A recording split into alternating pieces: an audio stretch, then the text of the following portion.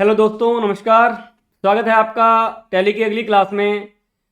आज हम आपको टैली के अंदर स्टॉक आइटम में जीएसटी रेट को चेंज कैसे किया जाता है हम वो बताएंगे आपको। उससे पहले आप समझिए, जब किसी स्टॉक के ऊपर आपने जीएसटी का रेट लगाया, फर्स्ट टाइम जब आपने स्टॉक आइटम क्रिएट किया तो आपने जीएसटी का टैक्स रेट, जीएसटी का एचएसएन उस स्टॉक आइटम में एंटर किया। जैसे हमने अपनी पहली क्लास में जिसमें परचेज और इन्वेंट्री आइटम क्रिएट की थी, हमने परचेज एंट्री सीखी थी, वहां पे हमने आपको स्टॉक आइटम का एचएसएन कोड और जीएसटी रेट डाल के बताया था। तो आपको स्टॉक आइटम क्रिएट करना और जीएसटी रेट लगाना तो ऑलरेडी आता है, लेकिन टाइम टू टाइम जब जीएसटी की मीटिंग्स होती है, जीएसटी काउंसिल की मीटिंग्स होती हैं, तो वहां पे कुछ डिसाइड किया जाता है कि किसी आइटम का रेट कभी कम कर देते हैं, कभी ज़्यादा कर देते हैं। तो जैसे फॉर एग्जांपल हमने एक आइटम बनाई थी लैपटॉप।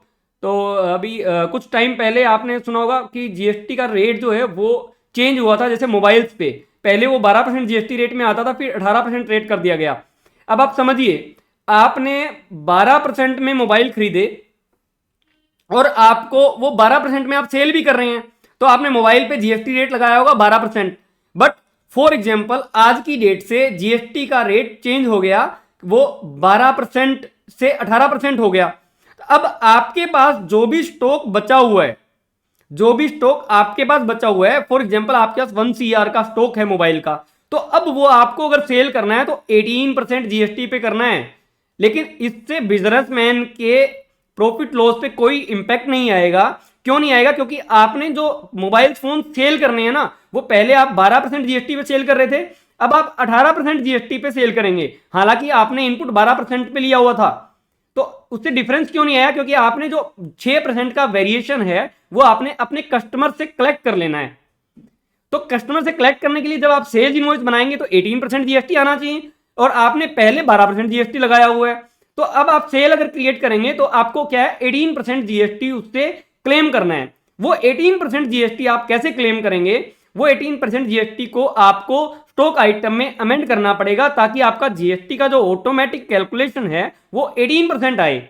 लेकिन अगर आपने जहां पे हमने एंटर किया था वहां पे जीएसटी का रेट 18% कर दिया, तो आप समझिए 18% करने से हमारा जो पिछले जितने भी अकाउंट पीछे से चलते आ रहे हैं वो सब पे इंपैक्ट अगर चेंज हो जाएगा, अगर हम उसके अंदर हिस्ट्री क्रिएट ना कर पाए। तो इसलिए टैली उसमें अपनी हिस्ट्री क्रिएट करता है। जब भी आप स्टॉक आइटम को एक बार क्रिएट करने के बाद ऑल्टर करेंगे और उसमें जीएसटी रेट चेंजेस करेंगे, तो वो आपसे ऑलरेडी पूछता है कि न्यू इफेक्टिव डेट। तो न्यू इफेक्टिव डेट क्या है? और वो इफेक्टिव डेट या तो आप ऑल्ट्रेशन करेंगे तो आपसे अपने आप पूछेगा, इफेक्टिव डेट डाल दो कि इस डेट से मेरा, फॉर एग्जांपल आज की डेट है, आज 10 दिसंबर है, तो 10 दिसंबर से मेरा रेट चेंज हो गया। अदरवाइज अगर 10 दिसंबर से चेंज की बजाय कोई और डेट आपको डालनी है तो वो भी आप डाल सकते हैं। या फिर स्टॉक आइटम के अंदर ये ऑप्शन आपको कहां मिलता है वो मैं आपको बताने जा रहा हूं। तो आइए मैं आपको टैली में लेकर चलता हूं। देखिए, यहां पे आपको ऑल्ट्रेशन में जाना है, ऑल्टर में स्टॉक आइटम पे जाना है। स्टॉक आइटम के अंदर लैपटॉप फॉर एग्जांपल मैंने बनाया हुआ था सेल के लिए, मैंने लैपटॉप पे एंटर किया, तो आप यहां देखेंगे, यहां पर आपको जो एक तो एचएसएन आ रहा है, अब इस एचएसएन को भी हम चेंज कर सकते हैं, या फिर जो आपका टैक्स रेट है इसको भी हम चेंज कर सकते हैं। देखिए यहां मैं टैक्स रेट को 18 की बजाय 28 अगर मैं कर देता हूं, तो देखिए मुझसे पूछता है ये इफेक्टिव डेट, कि इफेक्टिव डेट ये आप क्या क्या डाल सकते हैं। अगर आप न्यू इफेक्टिव डेट डालना चाहते हैं तो वो भी डाल सकते हैं। कंपनी की करंट डेट 5 जनवरी तक की एंट्री मैं कर चुका हूं तो वो डाल सकते हो। डेट ऑफ लास्ट एंट्री 5 जनवरी की लास्ट एंट्री वो मैं डाल सकता हूं। या टुडे कंप्यूटर की डेट जो आज की डेट है वो भी आप डाल सकते हो, या कल से, आज से नहीं कल से चेंज हो रहा है टुमारो की डेट, या न्यू इफेक्टिव डेट ऊपर जो लिखा हुआ है आप अपनी मर्जी से भी डेट डाल सकते हैं।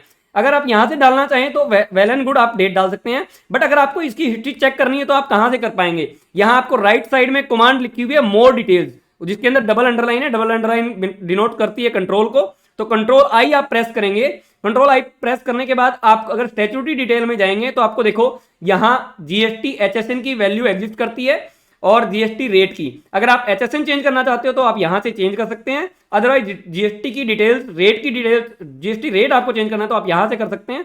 तो वैल्यू एग्जिस्ट पे मैंने एंटर किया, तो देखिए 1 अप्रैल 2024 से हमने रेट ऑलरेडी डाला हुआ है, और अब हम डालना चाहते हैं यहां से कब से, फॉर एग्जांपल 10 दिसंबर से रेट चेंज हो गया या आज चेंज हुआ है तो कल से एप्लीकेबल, तो मैं 11 दिसंबर डाल देता हूँ। 11 दिसंबर 2024 से रेट चेंज हो रहा है, तो मैंने 11 दिसंबर किया और रेट स्पेसिफाई मेरे को यहाँ करना है, टैक्सेबल है, जीएसटी रेट डिटेल्स सेट करनी है, यस, और मैंने यहाँ पे 28% कर दिया, पहले इस पे सेस लगता नहीं, नॉट एप्लीकेबल, और मैंने एंटर कर दिया।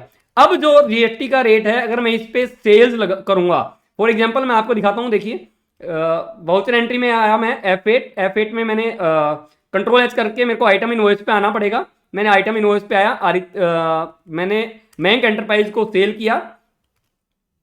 बैंक एंटरप्राइज को क्या सेल किया मैंने, सेल्स किया लैपटॉप, और लैपटॉप मैंने फॉर एग्जांपल एक लैपटॉप मैंने लिखा और यहाँ मैंने रेट 125 दिया हुआ है, मैं आपको इजी करने के लिए 1 लाख ला लेता हूँ, और मैंने यहाँ CGST लगाया और SGST लगाया। देखिए पहले कितना लग रहा था 18%, अब कितना लग रहा है 28%। देखियो मैं डेट चेंज करके दिखाता हूँ। अभी मैंने इसको 11 तारीख से किया ना, अगर मैं इसको 10 दिसंबर के अंदर एंट्री डालता हूँ तो आप देखिए 18% हो गया। जैसे ही मैंने इसको 11 दिसंबर किया तो 28% हो गया। तो होप सो ये आप समझ पाएंगे। मैं ईवे बिल नहीं बना रहा, इसको मैं नो कर देता हूँ और मैं एंट्री को सेव कर देता हूँ। तो ईवे बिल मैंने नहीं बनाया, नो कर दिया। तो होप सो आप समझ पाए होंगे कैसे जीएसटी के रेट को स्टॉक आइटम में चेंज कर सकते हैं हम। तो आई थिंक आप समझ पाए होंगे। अगर इससे रिलेटेड कोई भी आपको क्वेरी, कोई भी इश्यू होगा तो आप प्लीज मुझसे बात करें, मुझसे कमेंट में आप मेरे को मैसेज करें, कमेंट्स करें, तो मैं आपको बताऊंगा। और अगर आपको कंटेंट अच्छा लग रहा है तो प्लीज सब्सक्राइब भी चैनल को करें और वीडियोस को देखते रहें। मैं प्रॉमिस करता हूं आपको टैली के अंदर इतना कुछ बता दूंगा, इतना कुछ सिखा दूंगा कि आप सोच भी नहीं सकते। तो आज के लिए इतना ही, थैंक यू।